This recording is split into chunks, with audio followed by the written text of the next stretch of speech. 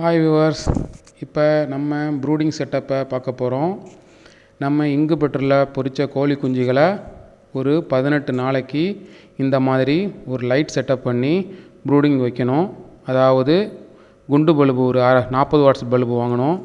40 watts பல்பை ஒரு அடி உயரத்தில் இந்த மாதிரி ஹைட்டில் கட்டி கீழே ஒரு நல்ல பேப்பரை விரித்து வச்சுக்கோங்க. அப்போ தான் நம்ம இந்த கோழி குஞ்சுகள்லாம் கீழே விடும்போது அதோடைய கழிவுகள் அந்த பேப்பரில் இருக்கும். அதை பேப்பரை 2 வேளையும் நம்ம இந்த மாதிரி மாற்றி மாற்றி வைக்கணும். இப்போ இந்த கோழி குஞ்சுகள் எல்லாத்தையும் நம்ம அந்த ப்ரூடிங் செட்டப் உள்ளர விட போகிறோம். இப்போ நம்மள்கிட்ட இருக்கிறது 40 குஞ்சு, 60 முட்டைகள் இங்குபெட்டரில் வச்சதில் 40 குஞ்சுகள் தான் பொரிச்சது.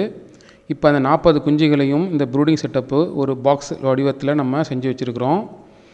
இது நமக்கு இதே வந்து அதிகமான குஞ்சுகளாக இருந்துச்சுன்னா இது நீங்கள் பெரிய தகரத்தில் ரவுண்டு கட்டி அதை நம்ம வைக்கணும். என்னோட கம்மியான கோழி குஞ்சுகள் இருக்கிறதுனால எனக்கு இந்த இடமே எனக்கு போதுமான இடமாக இருக்கிறது. அதனால் நம்ம என்ன பண்ண போகிறோன்னா, இந்த கோழி குஞ்சுகள் எல்லாத்தையும் இந்த பேப்பரில் இறக்கி விட்டுறணும். இதில் நம்ம இருக்கிறது 40 குஞ்சுகள் இருக்குதுல. இந்த ஒரு குஞ்சுக்கு 1 வாட்ஸ் மினி 40 வாட்ஸ் பல்பு நம்ம இதில் கட்டி தொங்க விடணும். கோழி குஞ்சுகள் அதிகமாக அதுக்கு தகுந்த மாதிரி வாட்ஸ் பல்பை நம்ம மாற்றிக்கணும். ஒரு குஞ்சுக்கு 1 வாட்ஸ்ன்னு கணக்கு பண்ணி விட்டுறணும்.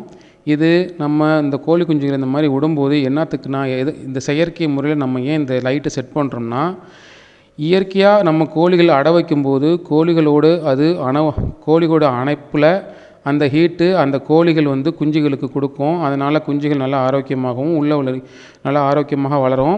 இப்போ நம்ம இதில் கொடுக்கறதுக்கு காரணம் என்னன்னாக்கா இது செயற்கையான முறையில் நம்ம இப்போது பல்பு செட்டப் பண்ணி இதை விட்டுருக்குறோம். அதுக்கு காரணம் என்னென்னா, முட்டைக்கரு மஞ்சக்கரு இருக்குல்ல, அந்த மஞ்சக்கரு இந்த கோழி குஞ்சு பிறக்கும்போது அதோடைய அந்த மஞ்சக்கருவும் இதோட ஒட்டிட்டு தான் இருக்கும். அந்த மஞ்சக்கருவை கரைக்கிறதுக்காக தான் இந்த ஹீட்டு கொடுத்து இந்த மாதிரி கோழி குஞ்சுகளுக்கு நம்ம ஹீட்டு கொடுக்குறோம். இப்போ அந்த கோழி குஞ்சுகளுக்கு தேவைப்படும் பொழுது இந்த பல்பு சென்டரில் இருந்துக்கும். அதுக்கு ஹீட்டு தேவை இல்லைங்கிற பட்சத்துக்கு கோழி குஞ்சுகள் நகர்ந்து போய் ஓரத்தில் உட்காந்துக்கும். நம்ம கோழி குஞ்சு ப்ரூடிங் போடுறப்ப இந்த பாக்ஸ் வைக்கிறோம்ல, அந்த பாக்ஸ் 1.5 அடி உயரத்துக்கு நம்ம வச்சுக்கணும். ஏன்னா அது ஒரு 2 நாள்லேயே 1 வாரத்துலேயே குஞ்சுகள் ஒரு வாரத்துலேயே ரெக்கைகள்லாம் முளைக்க ஆரம்பிச்சிடும். ரெக்கைகள் முளைக்க ஆரம்பிச்சோன்னா அது பறக்க ஆரம்பிக்கும். கோழி குஞ்சுகள் இதை இந்த பாக்ஸை விட்டு வெளியில் வர பார்க்கும். அதனால் நம்ம குறைஞ்சது 1.5 அடி உயரத்துலையாவது நம்ம பாக்ஸ் உயரத்தை நம்ம வச்சுக்கணும். நான் அட்டை தான் வச்சுருக்கிறேன், கார்ட்போர்டு அட்டை இருக்குல்ல, அதுதான் நான் செட் பண்ணி வச்சுருக்கிறேன். இதே அதிகமான குஞ்சாக இருந்தால் தகரத்தில் வளைவாக ரவுண்டாக வைப்பாங்க. தகரத்தில் ரவுண்டாக வளைவாக வைக்கிறது ரொம்ப நல்லது தான். ஏன்னா குஞ்சுகள் ஹீட்டு கரெக்டாக இருக்கும். அது இல்லாமல் குஞ்சுகள் ஒதுங்கி போகாமலும் இருக்கும். அதுக்கு ஒதுங்கி போனாலும் அந்த ஹீட்டோட அளவு கொஞ்சமாவது இருக்கும். அதனால் நம்ம அதிகமான குஞ்சுகள் இருக்கும்போது தகரத்தை நம்ம வைக்கிறது நல்லது.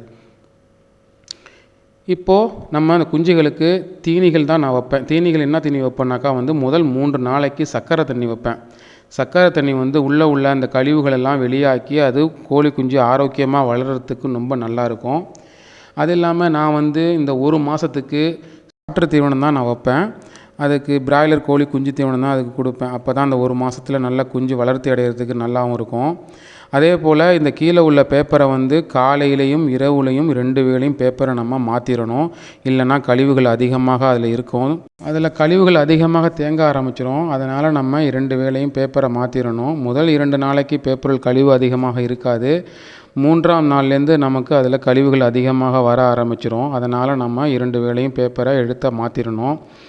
அதுபோல் இந்த ப்ரூடிங் செட்டப்பு ஒரு 18 நாளைக்கு நம்ம கண்டிப்பாக கொடுத்தே ஆகணும். 18 நாள் முடிஞ்ச உடனே நம்ம வேறு ஒரு இடத்துக்கு இந்த கோழிகளை அப்படியே நம்ம மாற்றிடலாம். ஓகே, இத்துடன் இந்த வீடியோ நம்ம முடிச்சுக்குவோம். அதிகமான பேர் பார்க்குறீங்க, லைக் பண்ணவே மாட்டேங்கிறீங்க. மறந்துடாமல் லைக் பண்ணுங்கள், ஷேர் பண்ணுங்கள், சப்ஸ்கிரைப் பண்ணுங்கள். மறந்துடாமல் ஒரு பெல் பட்டனையும் அமைக்கிறீங்க. அப்போ தான் நான் போடுற வீடியோ அடுத்தடுத்த வீடியோ உங்களுக்கு நோட்டிஃபிகேஷனில் உங்களுக்கு காமிக்கும். தேங்க்யூ ஃபார் வாட்சிங்.